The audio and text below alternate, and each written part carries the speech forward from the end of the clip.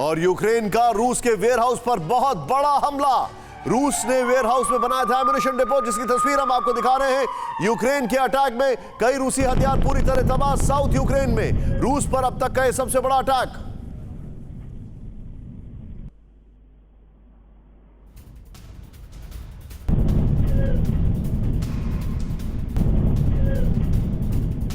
और यह ammunition depot Donbas के इलाके में है, जिसको टारगेट किया जा रहा है। बेल्गोरोड में ऑयल टैंकर्स पर हमला, उसके बाद डोनबास में यह वाला हमला। इसका मतलब यह है कि यूक्रेन जो है अब वो काउंटर अटैक के पोस्चरिंग में आ चुका है। लेकिन इसीलिए ज़ेलेंस्की और उनके फॉरेन मिनिस्टर लगातार हथियार मांग रहे हैं एग्रेसिव टैक्टिक्स के लिए। Attack is the best defence.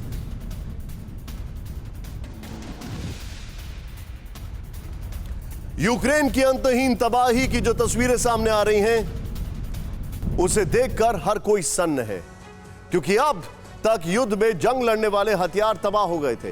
Tank, तोप, गोला बारूद नष्ट हो रहे थे, मगर अब इंसानों की बलि की झकझोरने वाली कहानी सामने आई है। सामूहिक कब्रें सामने आ रही हैं, जिसमें 2, 4, 10 हजार लाशें हैं। जरा देखें आप, युद्ध लड़ रहे सैनिक हों या फिर आम नागरिक, सामूहिक कब्रों का ऐसा भयानक मंजर आपने पहले कभी नहीं देखा होगा। ये तस्वीरें आपको विचलित कर सकती हैं।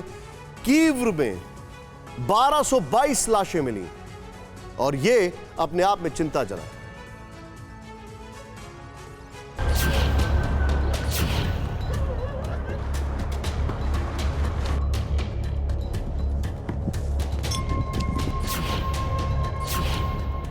कीव के कब्रिस्तान बन चुके इलाकों की दास्तान जैसे जैसे आगे बढ़ रही है, अंतहीन दर्द और तबाही की ऐसी ही अनगिनत तस्वीरें सामने आ रही हैं।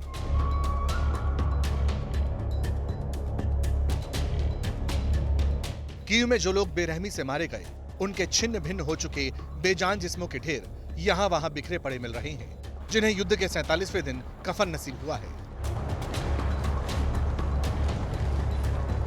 लेकिन यकीन मानिए, रूह को झकझोरने वाली ये तस्वीरें, ये चीख पुकार कुछ भी नहीं। यहाँ की असल कहानी इतनी भयावह है कि आपका रोम रोम सुनकर सिहर उठेगा।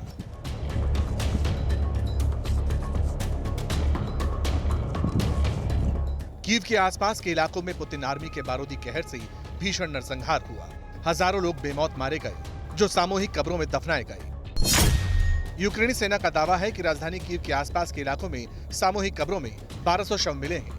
यूक्रेन के प्रोसिक्यूटर ने भी इस खबर की पुष्टि की है कि अकेले कीव के आसपास के इलाके में अब तक 1222 शव मिल चुके हैं, जो सामूहिक कब्रों में दफन थी। ब्रिटिश न्यूज़पेपर डेली मेल का दावा है कि मास ग्रेव से जितनी भी बॉडी मिली है, उनमें कोई एयर स्ट्राइक में मारा गया तो किसी की जान रॉकेट हमले में गई, कोई हाई इंटेंसिटी वाले बम का शिकार बना तो किसी के सीने और सिर को गोलियों से छलनी कर दिया गया।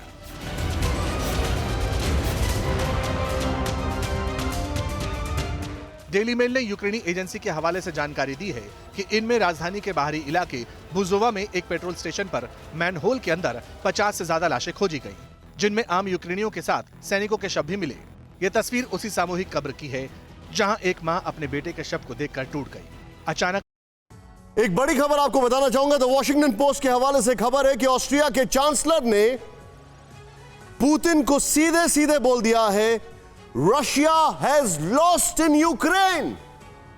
ऑस्ट्रिया के चांसलर की मैं क्या बात करूं, मतलब सोचिए, ऑस्ट्रिया के चांसलर, पहला ईयू का देश युद्ध के बाद जिसने जाकर मुलाकात की, उन्होंने ऑन द फेस पुतिन को बोला है, Russia has lost in Ukraine. यहां पर बड़ी खबर, एक बार फिर सामूहिक कब्रगाह की तस्वीरें सामने आने के बाद रूसी सैनिकों पर युद्ध अपराध के आरोप लग रहे हैं। अब तक जो शव बरामद किए जा रहे हैं, इस पर प्रतिक्रिया देते हुए दुनिया रूसी सैनिकों को हत्यारा कह रही है। संयुक्त राष्ट्र भी यूक्रेन युद्ध को सबसे बड़ी चुनौती बता रहा है, क्योंकि यूएन का कहना है कि जंग में अब तक 1793 नागरिकों की मौत हो गई है। यह अनऑफिशियल डेटा है, क्योंकि मरियोपोल की बात की जाए तो क्लेम किया जा रहा है खाली मरियोपोल में 5000 लोगों की मौत हुई है, वहीं 2439 लोग घायल हुए हैं। रिपोर्ट्स के मुताबिक अब तक 183 बच्चों की मौत हो गई है, यह भी कहा जा रहा है। लेकिन एक बड़ी रिपोर्ट यह है कि 1,12,000 बच्चों को जबरन रशिया ने रशिया भेज दिया है। परवाह देश की, सोमवार से शुक्रवार रात 10 बजे TV9 भारतवर्ष पर।